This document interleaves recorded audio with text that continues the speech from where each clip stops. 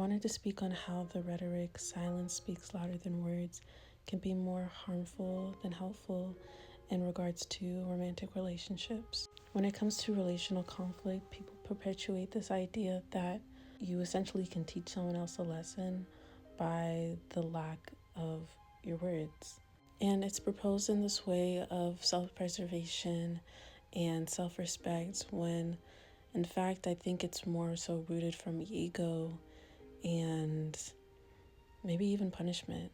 And it really is just important to understand that when we hear certain phrases, not to take them and run with them, because everybody's situation is it's very subjective. Even the phrase, if he wanted to, he would, that could mean the entire world to somebody. And the minute that someone doesn't show up in the way that they desire, it's like, okay, well, clearly he didn't want to. Whereas a better wording could be, if he had the capacity, he would. Because a lot of people do want to do things. There's a lot of things I want to do, but sometimes we just don't have the capacity yet. And so it could be more harmful because it allows someone to believe that that person never cared about them, when sometimes that's just not the case.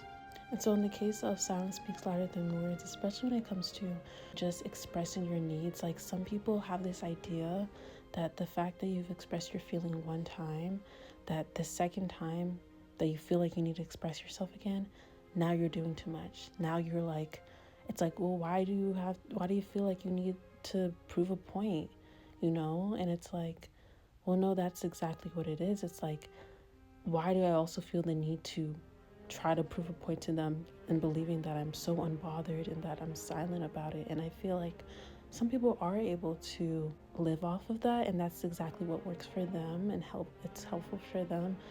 Whilst for others it's more harmful. Like for me, I'm a heavy communicator. I have my moments where I do want to shut down, and sometimes I do temporarily, but for the most part, I at least communicate that fact. And I'll say, hey, I'm not really in the headspace to talk right now. Let's circle back, or I'll get back to you when I can. There you go. I can take my silence and it's respected it because it's understood and it was communicated. Or take, for example, when someone disrespects you. People will take this idea, silence speaks louder than words, and really run with it and never express how they feel or what they really needed. And especially when they never even gave that person the opportunity to even know that this is what they needed, that this is how they felt. They just assume that somebody else should know exactly how they feel. And even in the cases that you've already expressed how you felt, you had to think about what is more harmful and helpful to you. Is it more harmful to remain silent because you're trying to preserve your ego, and because TikTok tells you that, girl, you better stand up and not explain to that man how you feel? It's like he already knows. Sure, he might know, but that's the thing.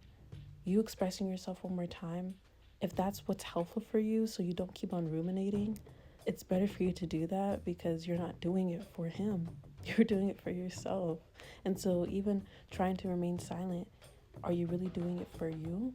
Are you doing it because somebody else told you to? Are you doing it so he responds a certain way, or that he doesn't think that you're too much, or X, Y, and Z? That you're just going to keep living your life based off how other people feel instead of how you feel. And if you're not careful, it could easily become manipulative, because now you're trying to change the circumstance into your own favor by remaining silent and weaponizing that. So I think it's just really important for all of us to use our critical thinking and to understand that we're not a monolith. Every one of us are going through our own unique experiences. And so when we hear particular phrases, we need to be able to apply it in ways that make the most sense to our life and to our feelings and to our capabilities and capacities and how we know we operate. Because if we're not careful, we can unintentionally cause harm, not only to others, but most importantly to ourselves.